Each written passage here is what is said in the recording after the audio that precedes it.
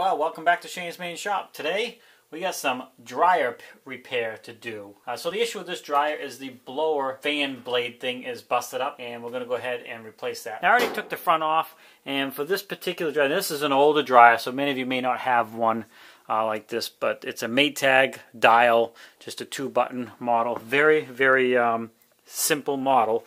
It has 2 screws under here you remove, and then it allows the front panel to pull forward and then unclip up here, and then you can move this out of the way. Now you can't just completely remove it quickly because there is some wires to the door switch. So we got that we got to deal with, but I got enough room here. I'm just going to be able to lean it off to the side like that, and it'll be out of the way. And what we're working on is down here. The current one's dark in here, but you'll be able to see, hopefully you'll be able to see, that's all afloat. Maybe you can't see what's happened. Let me get the new one out and I'll show you exactly what the issue is. And the issue with the old one, it's broken back here, so this thing is all afloat on the shaft that comes through. So we just got to take the housing apart over here and then remove the old one, put the new one on, and put the housing back together. Alright, so I got a little light on here now, so hopefully you can see a little bit better. I'll reach in here and you can see this one's all afloat, so it does not blow. It's not even turning the motor when I do that. So there's several screws here you got to take off. I just got a kind of like a nut driver, and there's several of these around this housing here that we're going to remove all those, pull this off, which will give us access to pull that out and put the new one in. So I'm just going to go around and remove these. You don't have to watch it. There's 1, 2, 3, and then there's one up here, one here, and one down there. So get those removed, and then we'll show you the next step from there. Okay, once you have all those out, you can see it's just about ready to come out, but there's one additional screw mounted down on the floor here, a little bracket. Just a quick note, you don't have to remove these screws. These can stay in place because it's just a flat thing on. It should be just a flat sensor on the other side, and they can just swivel out of the way with the wires, everything all still attached. So I just got this one last screw to take off, and then we'll remove this housing cover. So we got them all out, and just I will point out the ones that were over in the corners here, you may not be able to get it with a nut driver just because of the angle, and the one down bottom. So I did use a small ratchet for a couple of them. But we have them all removed, so we're going to go ahead and just make sure everything's out of the way and just swivel this out of our way like so. And there's the sensors right there. You can see they're just flat sensors, and that would shut your unit off if it were to overheat or anything like that.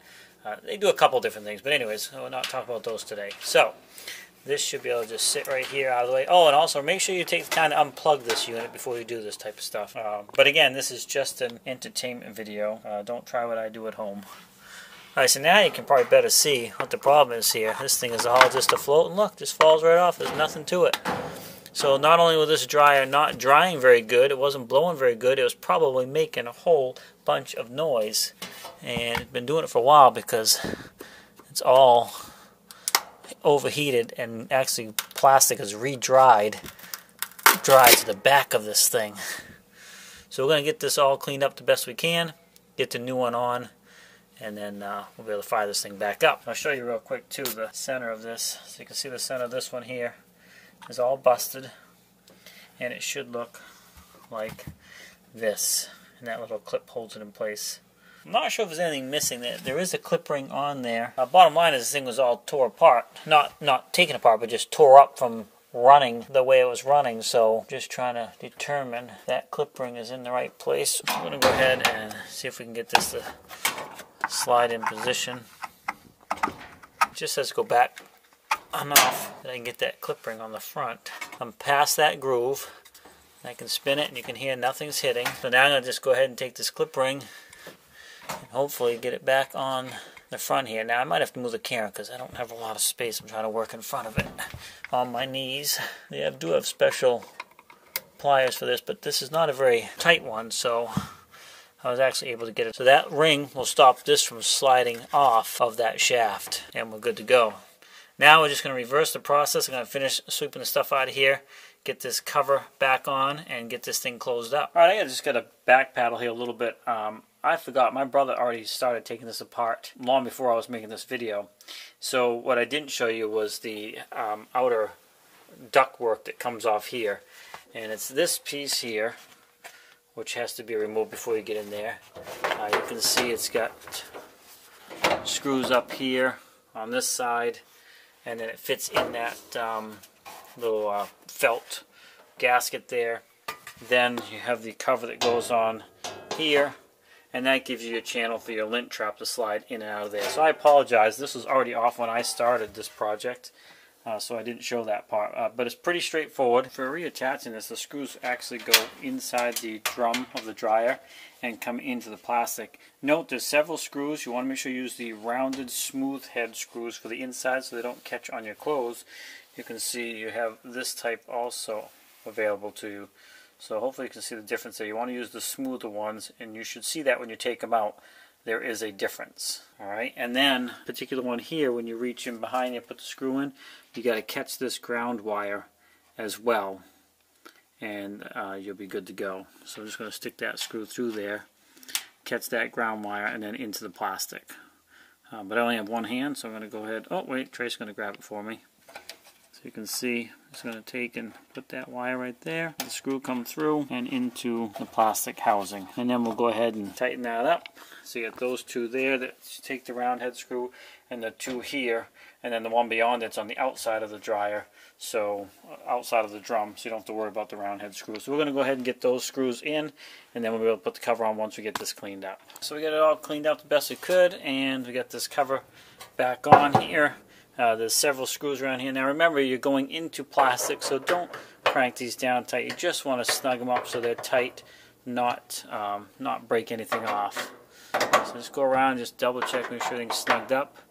You want a good seal around the edge so you have good airflow where you want it to go, so it sucks the air out and the moisture with it, so you have a nice good flow. So now we should be able to slide the lint trap back down in here like so, and all we have left now really is to put the front panel back on the dryer and turn this thing on and see if it's going to be quiet. So for the cover, you got these metal clips up here, and there's little slots up here. If you looked up in here, you could see it very easily, and you want to basically tip this thing out, catch these on the lip of that metal, and then tip it down in and put the screws back in the bottom. So that's what I'm going to do now. Just going to tip it on. You got to go further than you think, and then it catches, and pretty much it's on. If it doesn't stay like that, you've done something wrong. So that's in place. And now in this particular model, there is two screws that go down under here. Get way down here so I can see where they are. One right here goes up at an angle, and the screwdriver. So if you have a stubby Phillips, would be the best way to go. But I am able to get it back on with this one. Because they do go up at an angle.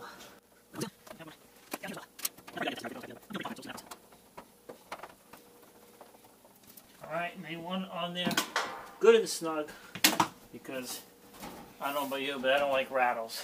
So, like I said, I'm at my brother's house, and he actually shut the breaker off to this, which is good, so he didn't have to climb back down in there and unplug it. So that's why it wasn't coming on a minute ago, if I leave that even in the video. So, we're going to go ahead and turn this thing on now and see if it's quiet. And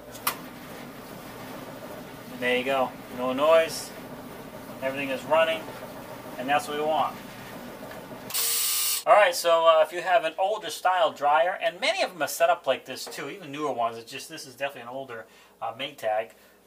This is one of the projects you may have to do on it. So thanks for swinging by Shane's Made Shop. Hopefully you find this video helpful, if nothing else, maybe a little entertaining. But it's cheaper than have someone do it, and this whole thing can be done in less than a half an hour. If you don't know what you're doing, but you're somewhat handy, you could probably still pull this off in about an hour's time and be back up and running. I don't know how much that part costs because my brother bought it. I will try to find a link for it for you in the description. But like I said, there's probably not a lot of you out there with a dryer this old, but I could be surprised. This is an old Maytag. I don't even see a model number, but it's very simple. It's just a turn dial, pull to make it run, and you're good to go. Thanks for swinging by Shane's Made Shop. Please like, subscribe, comment. Have a great day, and we'll see you in the next video.